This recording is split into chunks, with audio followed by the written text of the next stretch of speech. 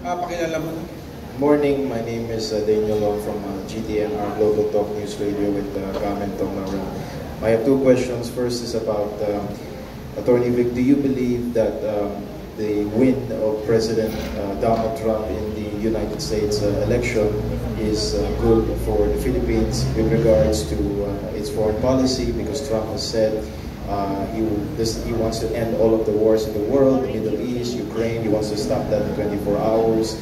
He wants to stop even the brewing conflicts in Taiwan, in the West Philippines, the South China Sea.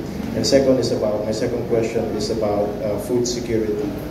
A lot of people are not aware that it is the official policy of the United States since President Richard Nixon this is National Security Memorandum 200. It is to keep developing countries like ours to be dependent on food imports, to have minimal or no tariffs on the imports, and to focus on globalization or the global food supply, which is volatile, instead of producing food for ourselves. And they do this to keep the population of developing countries low, to maintain their hegemony on the world, on our natural resources, and to hoard the global food supply. In light of this, do you support revaluing our membership in organizations like the World Trade Organization, which since 1986 has pushed us to focus on the policy of food dependency, food imports instead of production, which many observers have described as not globalization, but globalized famine and globalized genocide. Thank you. Thank you, Daniel. Yung tagumpay ni President Donald Trump sa US, hindi ko naman pwedeng sabihin it will be really good for the country. We are just, all of us are just mere observers on paano yung what will unravel dito sa pagbabalik ni Pangulong Donald Trump sa White House sa Estados Unidos. But what I can say, based on what I have been reading, what I have been watching, and what I have been hearing, ako personal ko ito, Daniel, I cannot say that it's really going to be a good presidency that will benefit the Philippines and the Filipino people.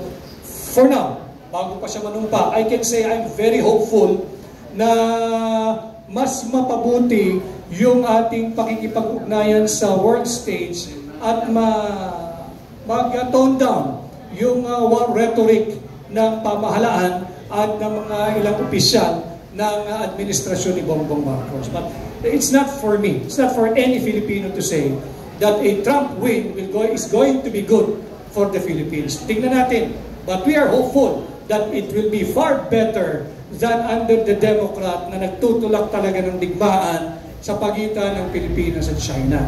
As to your second concern or question, yes, I agree with you that the United States want to maintain the U.S. hegemony in Indo-Pacific or in this part of the world, in this part of the globe. At hindi tayo dapat pumayag. Magmumula lahat yan sa liderato ng Republika ng Pilipinas. Hindi natin kayang makipag-away sa Estados Unidos. Sila ang number one pa rin na destinasyon ng ating mga imported products, especially mga electronic products natin.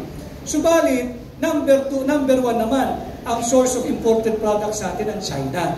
So ituloy lang natin yung maganda sanang layunin, yung continuity that we will be friends to everybody and enemy to none.